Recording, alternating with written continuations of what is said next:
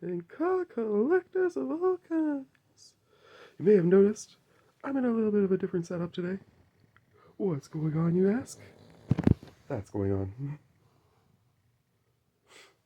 Somebody decided Saturday morning was time to wake Daddy up for work, and I don't work Saturdays.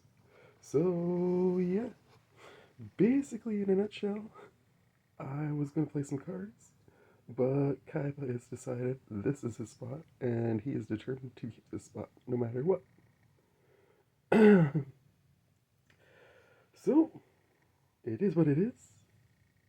It is random, and random fits for Random Saturday. And we definitely have some randomness today. You're actually going to get multiple videos today, so bonus to you on that, first off. And second off, if this will actually stay, hopefully, I don't like that angle. Maybe I can move it over a little bit more. There we go.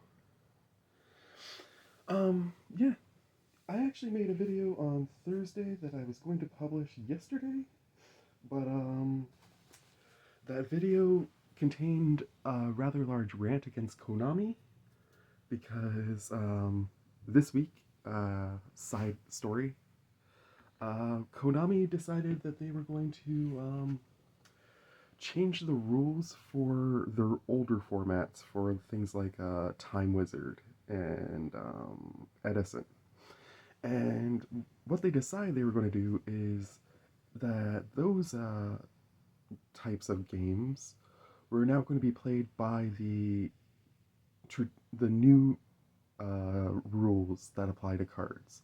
So the things that used to apply to the cards back in those days, that basically determined how those cards were played and what have you. Some timing rules have changed and things like that over the years.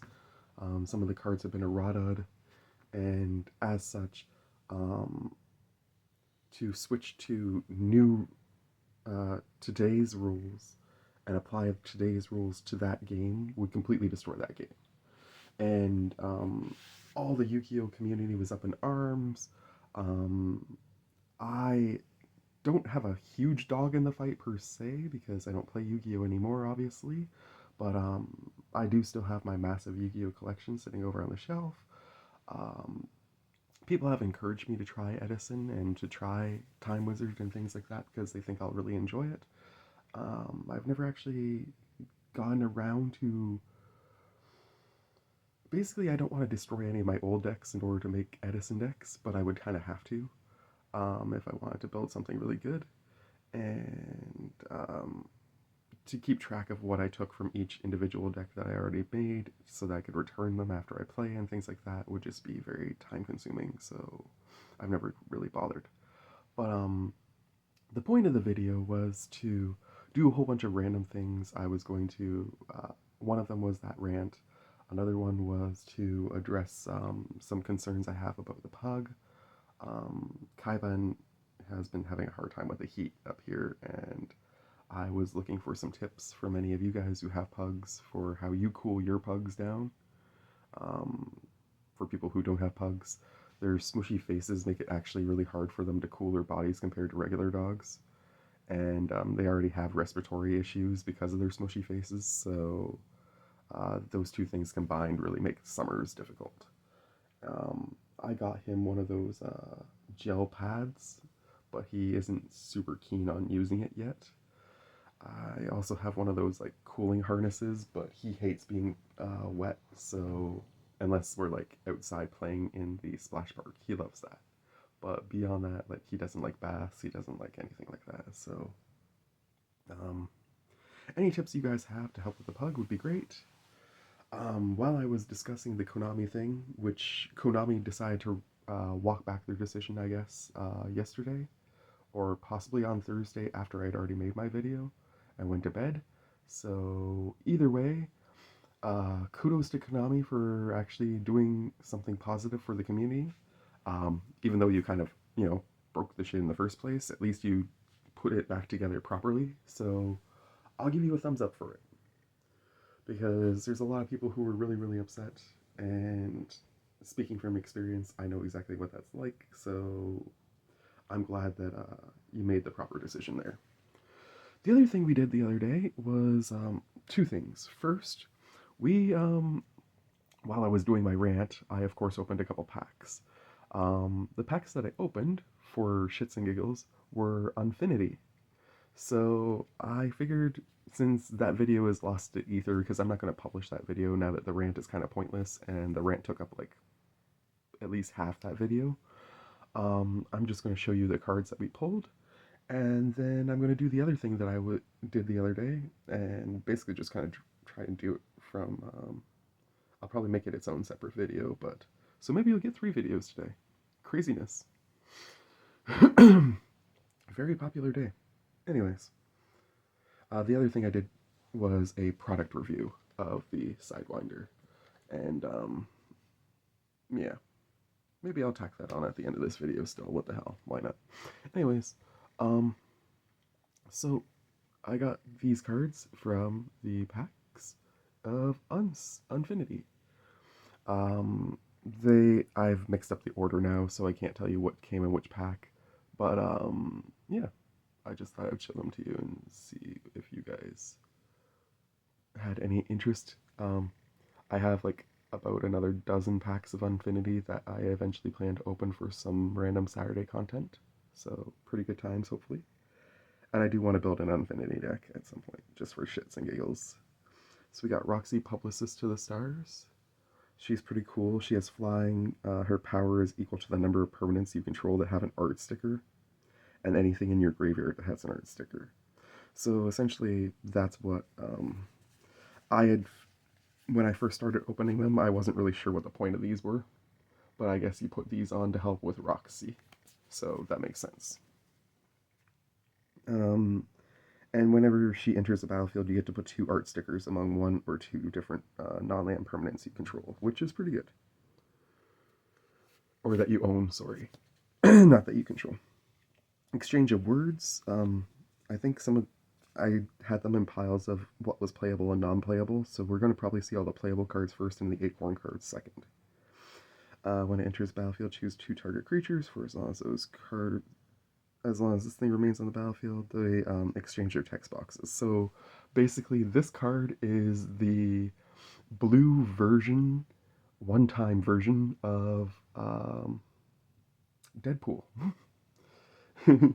I guess this is where they got the idea for Deadpool from. Clandestine Chameleon gives you 2 tickets. You can put a sticker on a non-land permanent, and has the ability of all ability stickers on other permanents you control. So that one's actually pretty kick butt. I'm pretty excited to put that into a pack. Spinner Arachnobat. This thing seems pretty neat. The deck that I originally was going to build, which I might actually end up building more than one Infinity deck now, just because I have the extra commander.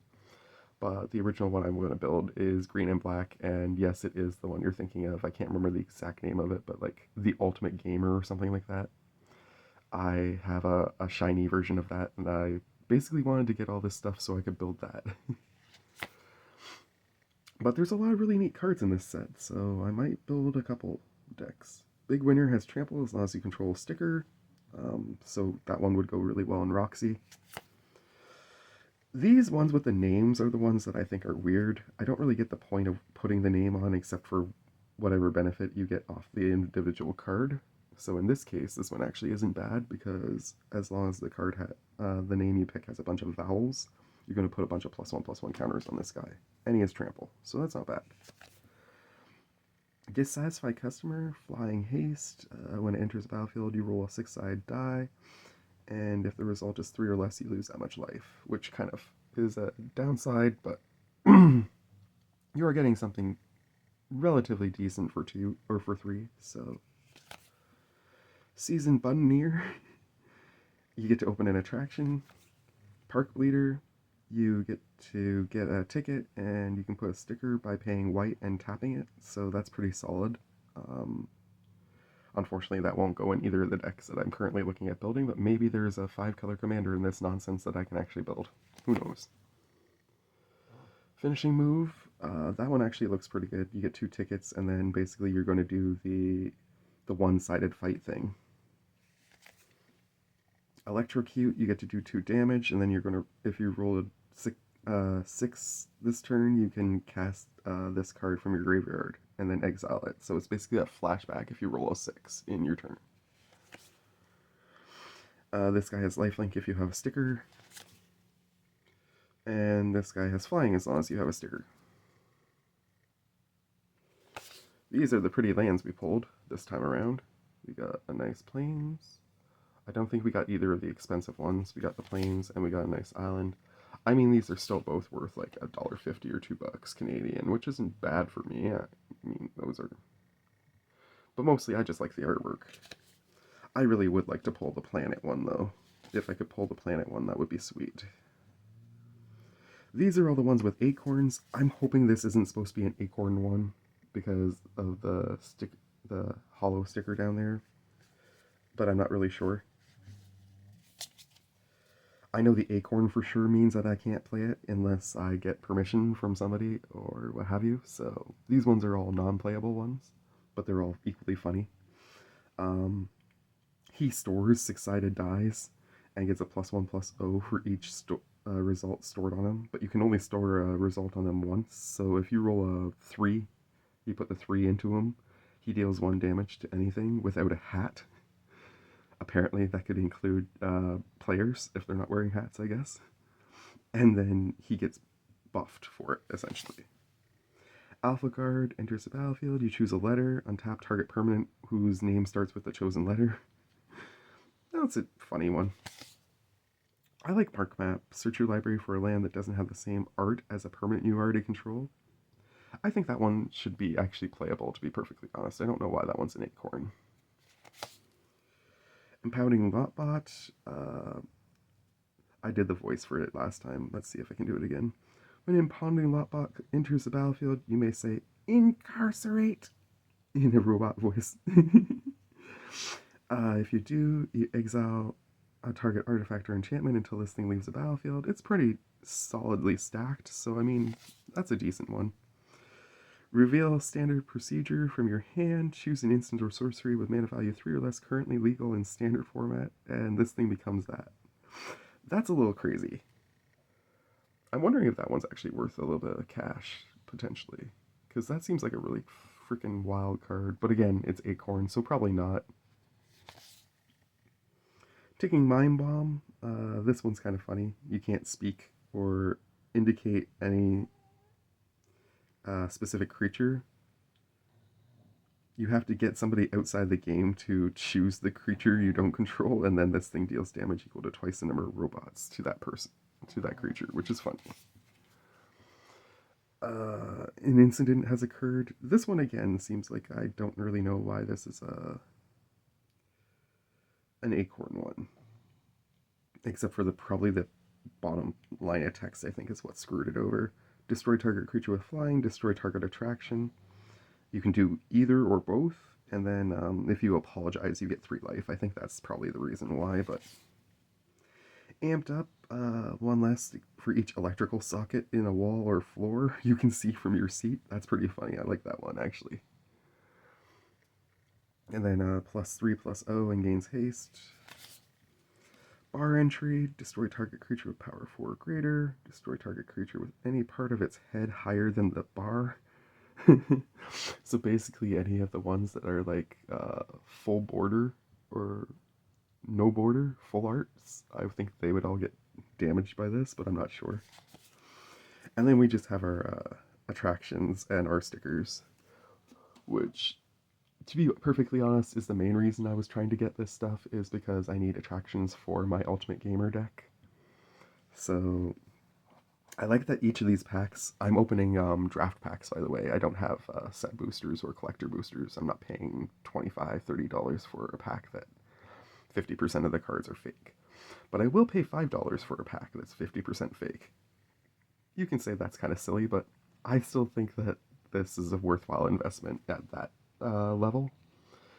Same with like Dollarama Draws of Destiny. A lot of people think that probably is a silly thing to do because you're not going to pull much of anything, but I have a lot of fun with those, and I figured these would be a lot of fun too. Anyways, we got a pickup Beeble.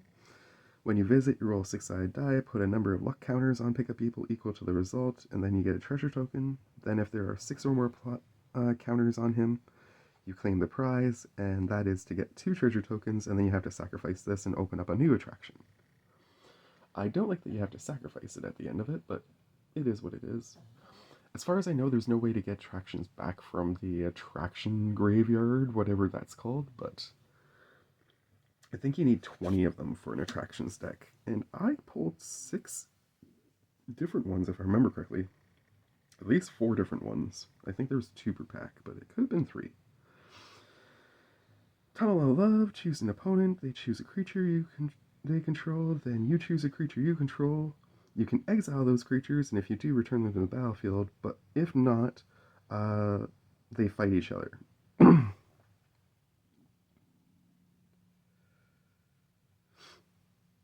Which is pretty funny. Kitty Coaster. Whenever you visit the Kitty Coaster, creatures you control get +1/+0 until end of turn. This one you visit with 4, 5, or 6. This one you visit with 3 or 6. And this one you visit with 2, 3, or 6. And this one you visit with 2, 3, or 6. The gift shop. You only get to choose one that hasn't been chosen before. I don't know what happens to this after you've chosen all 5, to be honest. You can create a balloon. You can create a pink teddy bear. You can create food. You can get 3 tickets. Or you can put a sticker on a non-land permanent. And yeah, okay, 4 attractions, 2 sticker sheets. And we got some pretty cool stickers here. I'm just going to hold them out for you guys to read for yourselves. I'm actually pretty stoked. I think you need 10 sticker sheets, so I have enough packs that in theory, as long as I don't pull duplicates, and I believe there's 48 sticker sheets based on the count in the corner, so I should be okay not to pull duplicates. I'm pretty happy with that. How many attractions are there?